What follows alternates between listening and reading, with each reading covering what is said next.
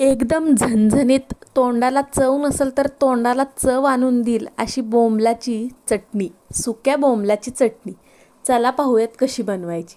कोथिंबीर भरपूर सारी घेतली आहे, हिरवी मिरची, जिरं, त्यानंतरनं एक गड्डी लसूण आणि थोडेसे बोंबील छान निवडून त्याचे बारीक बारीक तुकडे करून घेतात. हे जवळजवळ 9-10 बोंबील होते बरं का.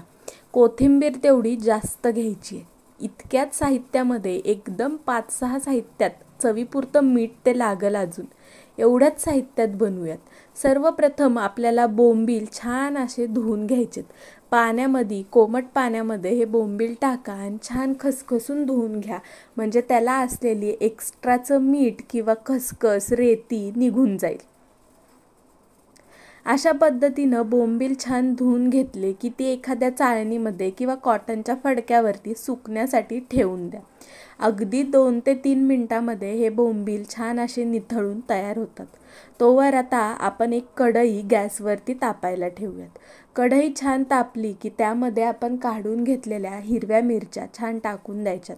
त्यानंतरनं लसूणही टाकून द्यायचं आणि असंच तेल किंवा काहीही न टाकता हे मिरची आणि लसूण आपल्याला परतून घ्यायचे.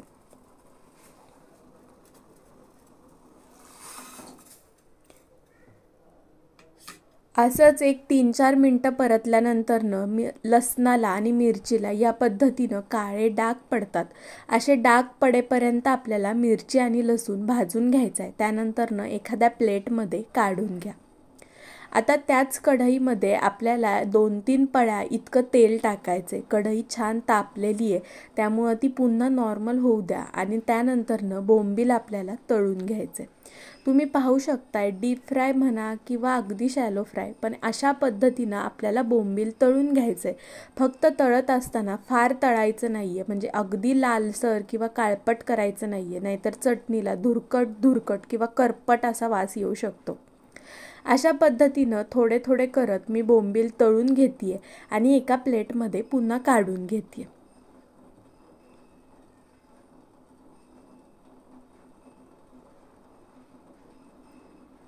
असंच करत मी सगळे बोंबील छान असे खरपूस तळून घेतलेत, पण तरीही हे अजिबात करपलेले नाही आहेत. आता एक खलबत्ता घेतला आहे. तुम्ही मिक्सरचं भांडंही वापरू शकता, मिक्सरमध्येही करू शकता. भाजून घेतलेली मिरची, लसूण या खलबत्त्यात टाकलं आहे. त्यानंतरनं एक अर्धा चमचा इतकं जिरं टाकलं आहे. जिरं कच्चंच घेतलेलं आहे आणि तळून घेतलेले बोंबील यामध्ये मी टाकणार आहे. आता तुम्ही पाहू शकता, यामध्ये मी भरपूर अशी हिरवीगार कोथिंबीर टाकते. हे सगळं आपल्याला मस्त असं खलबत्त्यामध्ये ठेचून घ्यायचे.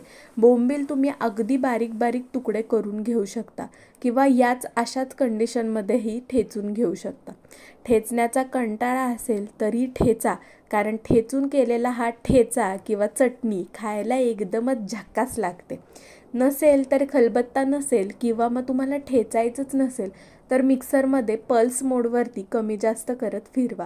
अशा पद्धतीनं आपल्याला जाडसर ठेचा तयार करून घ्यायचा आहे. तुम्ही पाहू शकताय, अगदीच पीठ करायचं नाही आहे किंवा खूप असे अख्खे बोंबीलही ठेवलेले नाही आहेत. लहान मोठे असे बोंबलाचे तुकडे यामध्ये राहिलेले आहेत.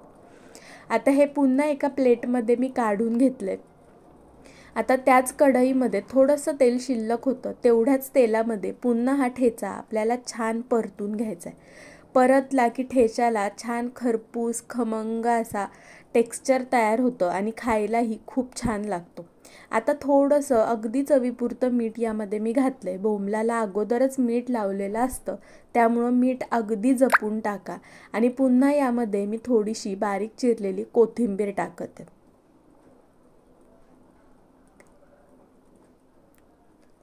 4 ते 5 मिनटं सतत अशी मंद गॅसवरती ही चटणी आपल्याला परतून घ्यायची आहे, म्हणजे चटणी अगदी कुरकुरीत आणि खरपूस अशी तयार होते. आपली चटणी झालेली आहे, तुम्ही पाहू शकताय, मस्त चटणी झाली आहे. अगदी ओबडधोबड आहे. पीठ केलं तर तितकी टेस्ट लागत नाही, पण अशी जाडसर ठेवून बघा, मस्त चव लागते. एकदा नक्की बनवा. व्हिडिओ आवडला असेल तर लाईक करायला अजिबात विसरू नका. अशा छान छान व्हिडिओजसाठी आपल्या चॅनलला सबस्क्राईब करायलाही विसरू नका. आणि हो, तुमची छानशी कमेंटही नक्की करा. आणि हो, ही चटणी तुम्ही ज्वारी, बाजरी, तांदूळ कोणत्याही भाकरीसोबत, चपातीसोबत, डाळ भातासोबत, कशाही सोबत नक्की ट्राय करून पहा.